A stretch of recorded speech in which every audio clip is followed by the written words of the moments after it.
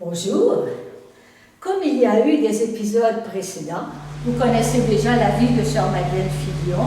Elle a été missionnaire en Chine, elle a été au Japon, elle a même été en Afrique, dans 2 pays d'Afrique, dans différents pays d'Afrique. Sa mission à l'extérieur est terminée, mais elle revient à la maison mère et retrouve son atelier. Elle a tout un atelier de travail. Si vous voulez, nous allons visiter son atelier. Venez avec moi, suivez-moi, Guillaume. Nous entrons dans l'atelier de Madeleine. Oh, bonjour Madeleine Filion. Bonjour Madeleine. Bonjour. Ça va? Bienvenue dans ma boutique. Oui. Regarde, ça c'est mon atelier. Oh, c'est beau. Oui, beaucoup d'artisanat. Oui. OK. Madeleine, Oui. tu as un bel atelier, mais est-ce que, ici à la Maison Mère, est-ce que tu travailles seulement dans ton atelier à 70 ans ou si tu fais encore autre chose? Je suis une personne qui peut boucher tous les trous. J'ai visité les Syriens Oui. 3 ans de temps avec une sœur de la Charité du Sacré-Cœur puis une dame de Sherbrooke. On les visitait 1 fois par mois. Ensuite, j'ai fait beaucoup d'artisanat. J'aimais bien ça. J'ai fait partie d'un groupe de dames qui se réunissaient 1 fois par semaine pour faire de l'artisanat. Et ensuite, on vendait les pièces qu'on faisait. Ce qui m'a frappé beaucoup et puis qui m'a réjoui, c'était de voir la grande charité qu'il y avait entre ces femmes-là. Elles faisaient la prière. Celles qui étaient moins habiles, chacune s'empressait de les aider. Hein? 1 fois par année, on faisait un beau voyage. Ah, ça. Oh. Dans mon atelier, à la Maison Mère, je l'ai retrouvé dans la joie parce que je l'avais manqué beaucoup. Hein? C'était chez moi. Mais qu'est-ce que tu faisais dans ton atelier? Différentes choses. D'abord, j'ai réparé beaucoup de chapelets pour les missions. Souliers. Ah bon? Ou bien là, on a collé des statues. Oh mon Dieu! J'ai collé 4 fois la même statue. Ouf. Mais ça appartenait à une malade. Je faisais toutes les décorations de toute la maison, la chapelle, quand il y avait des grandes fêtes ou n'importe quoi. Mais c'est là que j'ai vu, puis que j'ai senti que j'aimais beaucoup mes sœurs. Parce que je faisais les décorations, tout ça, pour que rien choque l'œil. Et puis, pour la joie de mes sœurs. Ça a toujours été mon but. J'ai fait beaucoup d'artisanat. C'est là, j'ai fait du flotté, j'ai fait la céramique, j'ai aimé ça. La porte est toujours ouverte. J'ai toujours été disponible pour les coller. Donc tu faisais du dépannage? Ah oui, ça c'était immarquable parce que ça me brûlait. Je fais beaucoup d'artisanat. Oui. Et puis je fais des cartes pour vendre, des cartes de fête, un joyeux Noël. Ça, j'en ai fait beaucoup, des rivets. Mais au fond, c'est tous des petits sujets africains. OK. C'est pour ça que j'aime ça. Tu vois-tu? Ça, Noël. Ensuite, je veux mentionner aussi que je suis un cours de Bible qui se donne à la maison. C'est Thérèse Duchesne qui nous le donne. Le premier cours, c'était sur Abraham. Alors, on parlait, le midi, on parlait de la conférence et puis on passait nos réflexions. Puis tout à coup, une jeune a dit « Oh, vous avez le même âge qu'Abraham! » Tout le monde a éclaté de rire. Hein? Je me souviens, j'ai été demandée pour aider à faire l'exposition à Victoriaville. Alors, comme je suis native de Victoriaville, mais naturellement, tout à coup, il y a une dame qui vient me trouver, qui dit « Autrefois, moi j'ai connu une Madeleine Filion, et puis on la voyait partout, en bicycle, en patin, bon. Elle est entrée chez vous, personne ne croyait qu'elle pouvait. Est-ce qu'elle est encore ici? Est-ce qu'elle a persévéré? » Oui. J'ai dit, ben oui, mais elle dit, où est-elle? J'ai dit, est-elle en Afrique? Est-elle en Chine, en Afrique? Rwanda. Ah oui! Est-ce qu'elle est encore vivante? Oui. Où est-elle maintenant? Je les ai d'ici. Elle a failli tomber sur le dos.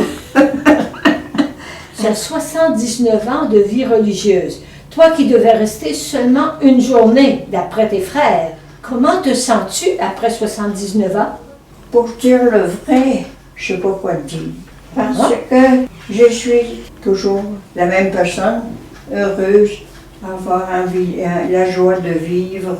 Je m'intéresse à tout. Je ne connais pas l'ennui. Alors, parce que j'ai toujours quelque chose à faire, des projets et ainsi de suite. Il ne faut pas oublier que j'écoute tous les jeux de hockey. J'en manque pas une. Ah bon?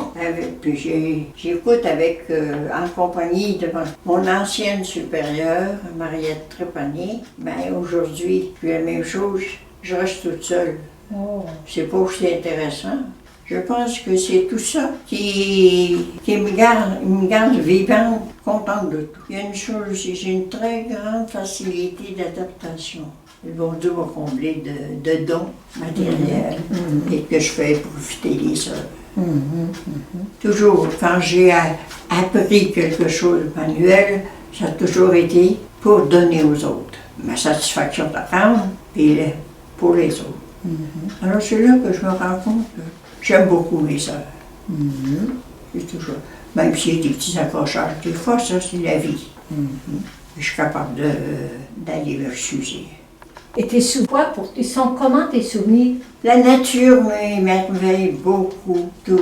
Je vais faire ma méditation dehors le matin. Et puis si l'oiseau chante, mon Dieu, je vais lire sa prière pour te louer moi aussi, avec la nature. Je vis grandement avec la nature. C'est quelle sorte de prière? Devant tes souvenirs, quelle sorte de prière fais-tu?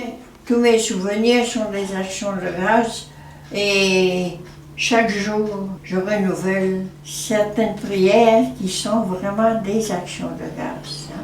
Et je ne peux pas faire autrement parce que je reconnais que je suis une femme heureuse et j'ai eu une vie heureuse. Et je remercie le bon Dieu d'être venu me chercher parce que moi, je n'avais pas l'idée de faire une seule.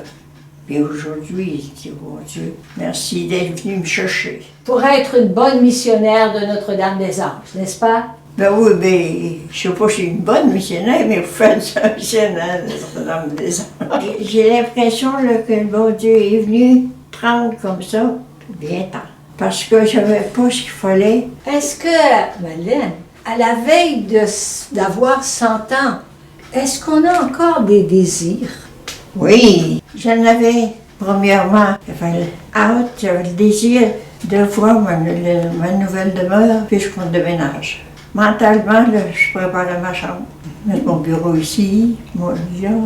C'était une autre chose, ça. J'avais un grand désir de devenir une véritable esclave d'amour de Jésus par Marie. Ça a été le désir de toute ma vie. Je priais toujours, demandais au bon Dieu, une lumière intérieure qui m'a tout dit, qui m'a surprise premièrement, et puis ensuite, c'était clair et net. J'ai entendu le Seigneur qui m'a dit, laisse-moi donc te façonner moi-même le visage que j'ai préparé pour toi. Oh là là! C'était difficile à prendre. Alors à ce moment-là, j'ai dit, c'est bon Seigneur, je donne tout. Je ne veux plus penser à rien. Mes rêves et pas mes ambitions parce que c'était toujours la même, mais mes désirs et puis mes projets, je ne veux plus en entendre parler. Alors j'ai tout laissé tomber. Même ma statue que je préparais, elle est toute cassée. Oh. Et puis celle-là, on ne peut pas moyen la coller. J'ai toujours...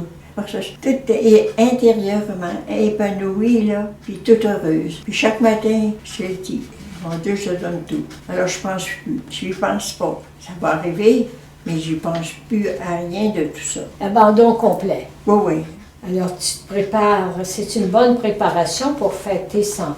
Oui, et puis je pense que j'ai oublié de mentionner, toute ma vie, j'ai toujours eu la Sainte Vierge à côté de moi. Pour trouver un acheteur pour la maison. Oui, c'est vrai. Tous les jours. Quand je passe en sortant de l'ascenseur, Il y a la Sainte-Vierge, Saint-François, puis Saint-Joseph. Alors, c'est un autre désir, mais pas pour toi. Pas pour moi, c'est pour la maison. C'est pour donc, tu es toute prête à préparer ton jubilé, Oui. ton centenaire, parce que c'est tout un événement, n'est-ce pas? Alors, bravo et félicitations pour tout ton long cheminement et bonne poursuite jusqu'à 100 ans. Je peux dire qu'au début, c'est pas de ma faute.